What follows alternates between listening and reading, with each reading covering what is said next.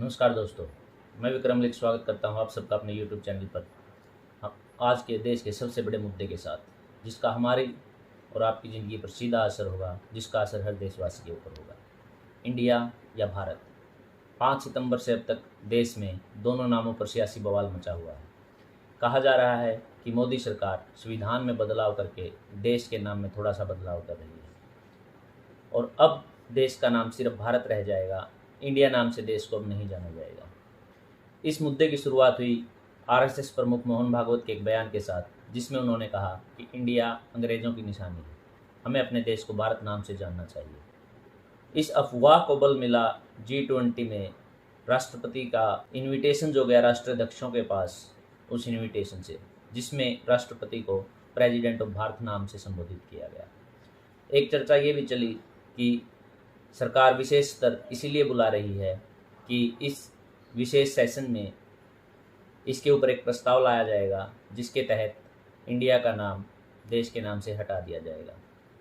हालांकि केंद्रीय मंत्री अनुराग ठाकुर एक प्रेस कॉन्फ्रेंस करके चर्चा को विराम दे चुके हैं कि सरकार इस सेशन में ऐसा कोई भी बिल नहीं लाने वाली है।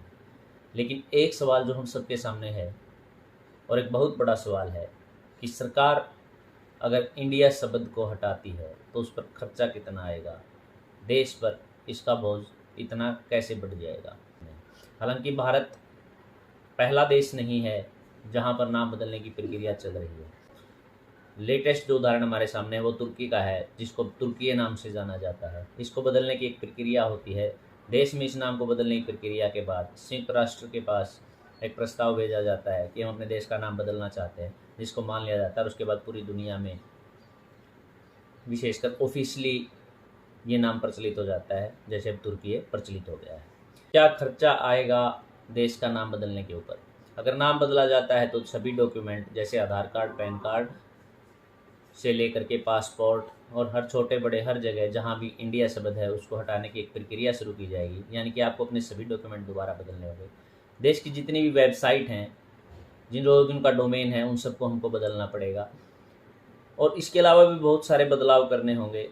लेकिन सबसे बड़ा बदलाव जो करना होगा वो होगा देश की मुद्रा करेंसी के साथ बदलाव, क्योंकि देश की हर करेंसी के ऊपर इंडिया और भारत दोनों जगह मेंशन है। रिजर्व बैंक ऑफ इंडिया के नाम से सिक्कों के ऊपर भी इंडिया और भारत दोनों चीज़ें मेंशन है। तो उन सभी को बदलना होगा, जो अपने आप में एक बहुत ही खर्चीला काम होगा।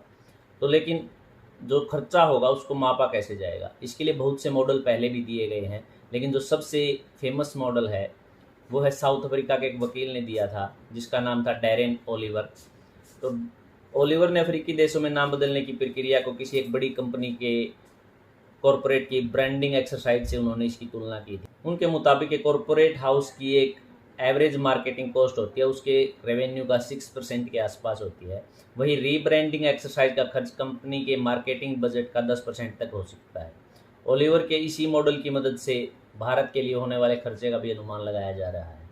भारत का नाम बदलने का खर्च कितना बड़ा है, इसको एक एग्जाम्पल अगर दें तो ऐसा माना जाता है कि इस पर उतना ही खर्च आएगा जितना बजट भारत सरकार 80 करोड़ भारतीयों को मुफ्त राशन योजना के तहत खर्च कर रही है, उतना ही खर्चा भारत का नाम बदलने के लिए भी जाएगा।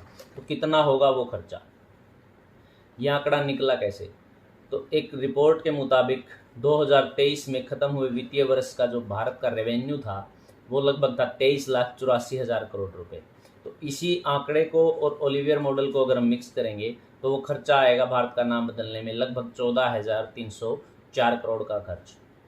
हालांकि जो ओलिवियर मॉडल है उसमें छोटे देशों का तो ऐसा लगता है कि कामयाब हो जाएगा मॉडल। बड़ा देश है भारत, बहुत बड़ा देश है, 150 करोड़ की जनसंख्या है, तो इस मॉडल के हम एक्स्ट्रा खर्च मान लेते हैं।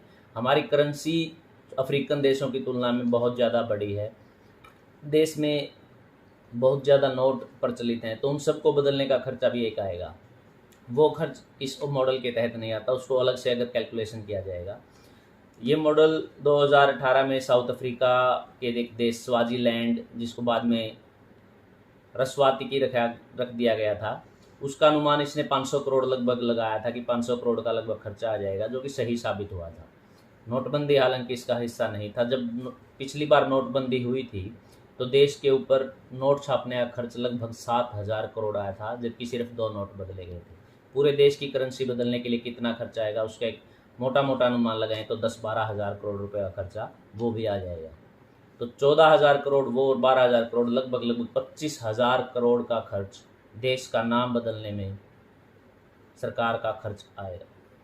इससे पहले इस साल की शुरुआत में ही महाराष्ट्र के शहर औरंगाबाद का नाम बदलकर छत्रपति संभाजी नगर कर दिया गया था।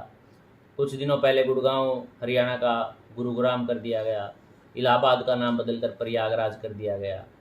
इंडिया टुडे की एक रिपोर्ट के हवाले से बताया गया है कि सरकारी आंकड़ों के अनुसार इलाहाबाद का नाम जब प्रयागराज किया गया तो राज्य सरकार को 300 करोड़ का खर्चा आया था। हम किसी भी पार्टी से हो सकते हैं, किसी भी विचारधारा से हो सकते हैं, हम सबको पता है कि भारत नाम सुनने में और कहने में अपनापन तो आता है, लेकिन ये सवाल हमें खुद से पूछना है कि भारत बहुत अच्छा नाम है, लेकिन क्या इंडिया इतना बुरा है कि उसके लिए देश के ऊपर इतना बड़ा बोझ डाला जाए। कल्पना कीजिए, सभी आधार कार्ड, पासपोर्ट, डॉक्यूमेंट्स, हर डॉक्यूमेंट बदलने की प्रक्रिया हर आम आदमी को उस दौर से गुजरना होगा। सबको अपने डॉक्यूमेंट, कितने नए कागज़ छापे जाएंगे, कितने लोगों को लाइंस में लगना होगा और देश में कितनी अव्यवस्था फैल सकती है। तो क्या सिर्फ नाम बदलने के लिए या सिर्फ इसलिए कि हम कॉलोनियल और अंग्रेज़ों की निशानियां मिटा रहे हैं, सिर्फ इसलिए क्या देश पर इतना बोझ डालना सही होगा? क्या देश को इतनी बड़ी अव्यवस्था में धकेलना सही होगा? ये सवाल आपको और हमको खुद से पूछना है और फिर इस चीज़ को सपोर्ट करना है या विरोध में खड़ा होना है, ये भी आपको और हमें डिसाइड करना होगा। पार्टी हित से ऊपर उठकर देश हित में जवाब जरूर दें। अगली बार क्या है G20 की देश के लिए महत्व और देश को क्या होंगे G20 के फायदे, इसके बारे में चर्चा करेंगे। आप जुड़े रहिए हमारे साथ, चैनल को सब्सक्राइब कर दीजिए। धन्यवाद।